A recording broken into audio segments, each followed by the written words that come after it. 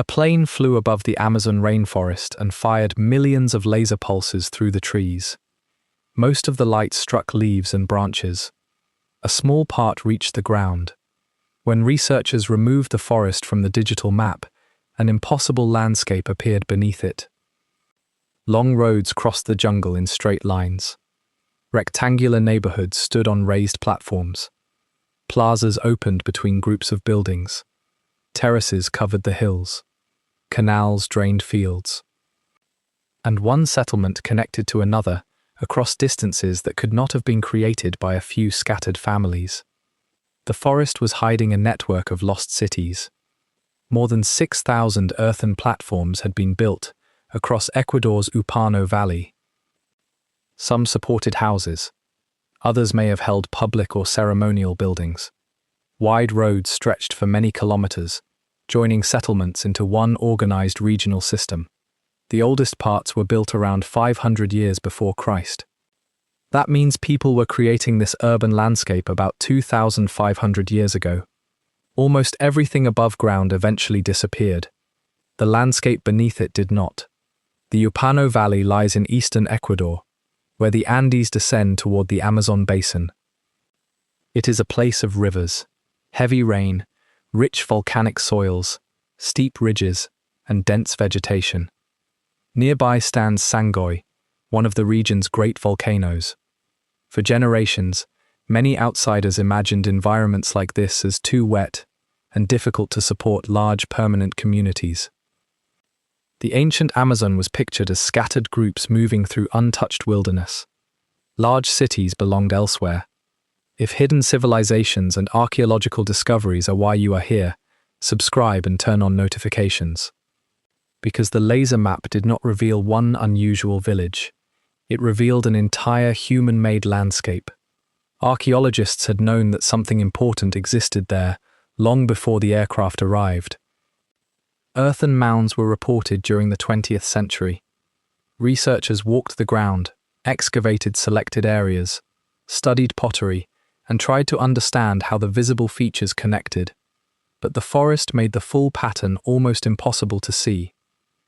A road might be followed for a short distance before vegetation swallowed it. No person standing on the ground could easily understand a landscape spread across hundreds of square kilometers. Then LiDAR changed the investigation. LiDAR stands for light detection and ranging. An aircraft sends rapid laser pulses toward the surface and measures how long each reflection takes to return. Many pulses bounce from the canopy. Others pass through gaps between leaves and reach the earth below. Computers combine those returns into a detailed model of the terrain. Researchers can then digitally remove the trees. LiDAR does not see through solid ground. It reveals small changes in the surface that vegetation hides from ordinary view. In the Upano Valley, those changes formed repeated geometric patterns. The team identified more than 6,000 raised platforms. Most were rectangular. They appeared in groups, often arranged around open spaces. Wooden buildings once stood on top of them, but tropical rain, insects, and centuries of decay destroyed the walls and roofs. Only the shaped earth remained. A stone temple can survive as a ruin. A wooden house on an earthen platform slowly becomes part of the hill. From the ground, it may look natural. From above, once thousands appear together, the design becomes unmistakable. The platforms formed neighborhoods. Groups of buildings faced plazas. Larger complexes occupied important positions. Streets organized movement inside the settlements. The builders reshaped hilltops, cut slopes, filled low areas, and created level surfaces where none had existed before. Every platform required soil to be moved. Every road had to be cleared and maintained. Every drainage channel had to carry water without destroying nearby fields or homes. The greatest surprise was the road network. Straight routes extended across the landscape for tens of kilometers. Some of the largest were about 10 meters wide. They crossed difficult terrain and connected separate urban centers. Workers had to clear vegetation, cut into slopes, build embankments, and keep the surfaces usable in intense rainfall. Researchers mapped 15 settlements in the studied region, including 5 large centers. 2 of the best known are now called Kilamopi and Sangay, although their ancient names are lost. But these were not stone cities like those of the Maya, Inca, or Romans. Their architecture followed the materials and climate of the forest. Earth created foundations. Wood formed walls and posts. Thatch probably covered roofs. Gardens and fields entered the spaces between built areas.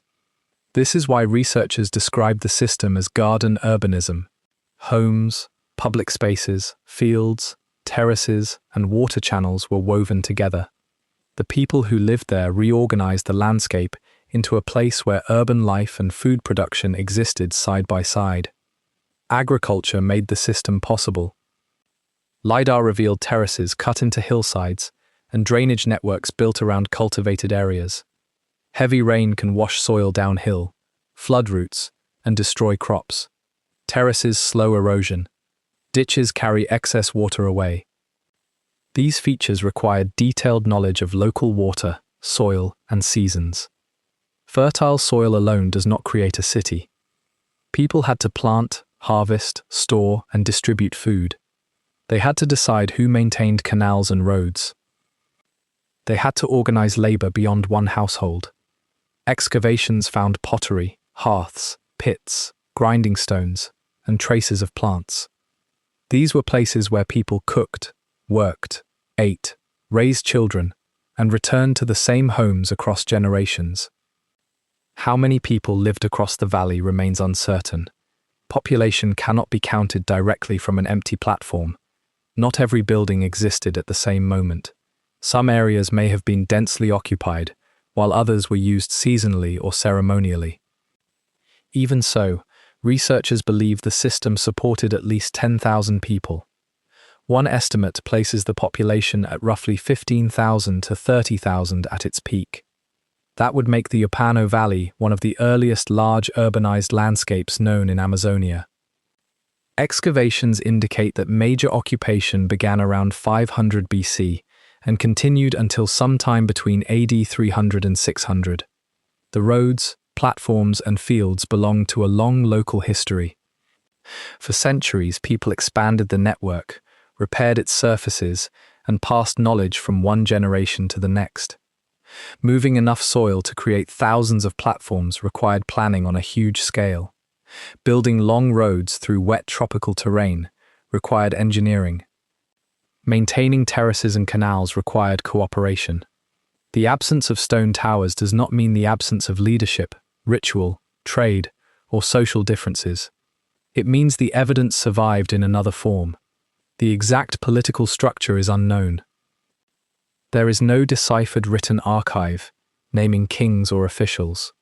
Archaeologists cannot yet say whether one ruler controlled the valley, whether several centers competed, or whether power was shared among local communities. Large platforms may have supported elite homes or ceremonial buildings. Plazas may have hosted gatherings. Defensive ditches around some areas suggest that protection sometimes mattered. But LiDAR cannot tell us the names of enemies, the rules of leadership, or the words spoken in ceremonies. It gives the skeleton of a society. Excavation must add the flesh. This is where the most dramatic version of the story needs to slow down. The lasers did not discover cities preserved with roofs, treasure, and people still inside. They mapped earthworks beneath the canopy. The term lost cities is useful because their scale and connections had disappeared from modern knowledge. It does not mean the region was unknown to local people or that no one had noticed the mounds. The discovery also does not prove that the entire Amazon was once covered by one giant empire. Amazonia is enormous. Different societies adapted to different rivers, soils, forests, and seasons. Some built dense settlements. Others lived in smaller communities. There was never only one Amazonian way of life. The chronology is still being discussed. The published study places the main occupation between about 500 BC and AD 300 to 600, but researchers continue debating details of the sequence. A LiDAR map can reveal shape with extraordinary clarity. Dating the use of every feature requires excavation, samples, and years of comparison. The end of the Upano system remains uncertain. Earlier ideas connected its decline to activity from the nearby Sangay volcano. The evidence has not established one final eruption that suddenly erased the cities. Other possibilities include environmental change, political disruption, conflict, shifting trade, or communities gradually moving and reorganizing. That return of the forest created the illusion that the landscape had always been empty. Yet the rainforest preserved the shape of human decisions. Straight roads remained beneath roots. Platforms remained beneath trees. Terraces continued following hillsides. The cities disappeared from sight, but not from the earth. The discovery belongs to a larger change in how the ancient Amazon is understood. Across Ecuador, Bolivia, Brazil, and other regions, archaeologists have documented causeways, canals, raised fields, geometric earthworks, managed forests, and large settlements. The evidence does not replace one simple myth with another. The Amazon was not untouched wilderness. It was also not one continuous city. It was a vast cultural world shaped by many indigenous societies over thousands of years. They changed soils, built roads, controlled water, managed useful plants, and created settlements suited to environments outsiders once assumed could not support them. Modern indigenous communities are not props in a story about a vanished people. They carry living histories and knowledge connected to the wider region. Archaeology cannot automatically connect every ancient platform to a specific community today, but it can correct the idea that complex Amazonian history began only when Europeans arrived. The Upano cities were already ancient long before that moment. The next stage of research will happen on the ground. A road surface may preserve repairs or construction layers. A house platform may reveal post holes marking the shape of walls. A hearth may contain charcoal suitable for radiocarbon dating.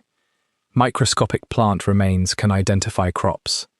Each trench can connect a digital pattern to a moment in someone's life.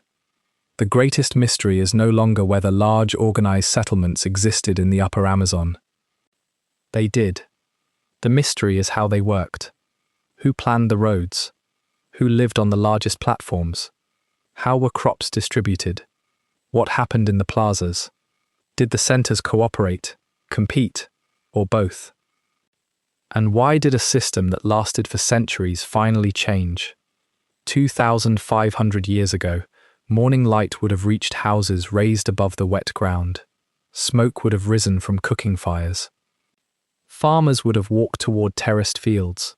Travelers would have entered the roads connecting one center to another. Children would have crossed plazas shaped by generations before them. No one living there thought they were part of a lost civilization. They were simply living inside a world they had built. Then the buildings vanished. The roads fell silent. The forest closed over the open spaces. And for centuries, the only complete view of the cities existed beneath the trees.